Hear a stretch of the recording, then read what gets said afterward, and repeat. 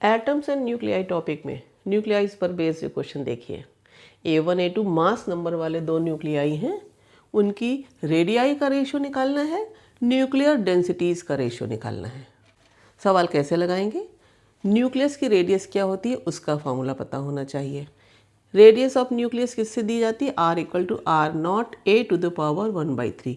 यहाँ are not एक constant है, उसकी वैल्यू 1.2 इंटू 10⁻15 मीटर होती है।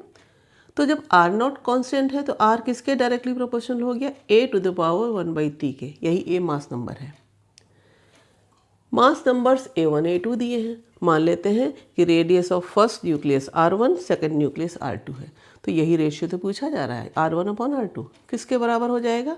A1/A2 to the power 1/3। अब आते हैं सेकंड पार्ट पर।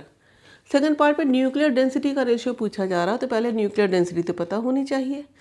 देखो, डेंसिटी होती है मास अपॉन वॉल्यूम, तो न्यूक्लियर वर्ड आगे लग गया, यानी nuclear density equal to nuclear mass upon nuclear volume. Nuclear mass मतलब न्यूक्लियस का मास किसकी वजह से होता है? उसके न्यूक्लियॉन्स की वजह से। न्यूक्लियॉन्स क्या होते हैं? जो न्यूक्लियस के अंदर रहने वाले पार्टिकल।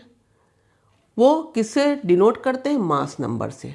मास नंबर मतलब नंबर ऑफ न्यूक्लियॉन्स। तो अगर एक न्यूक्लियॉन का मास m है, मास नंबर a है, तो पूरे न्यूक्लियस का मास m इंटू ए हो गया। अब बात करते हैं न्यूक्लियस की वॉल्यूम की। न्यूक्लियस का वॉल्यूम कैसे निकालेंगे? न्यूक्लियस सॉलिड स्फीयर जैसा होता है। सॉलिड स्फीयर का वॉल्यूम क्या होता है? 4/3 पाई r क्यूब। r की जगह क्या रख देंगे? R not a to the power 1/3। Cube करेंगे तो R नॉट की पावर 3 हो जाएगी, लेकिन a टू द पावर 1/3 का क्यूब करोगे तो a ही तो बचेगा। यहाँ 4/3 से ये 3 ऊपर चला गया, तो क्या एक्सप्रेशन आ गया? Nuclear density rho equal to 3ma/4 pi r not cube a। खास बात क्या आई? न्यूक्लियर डेंसिटी मास नंबर पर तो डिपेंड करती ही नहीं, a और a कैंसिल हो गया। तो A1 A2 मास नंबर अलग अलग वाले दो न्यूक्लियस हैं, उनकी न्यूक्लियर डेंसिटी का रेशियो क्या हो गया? 1:1।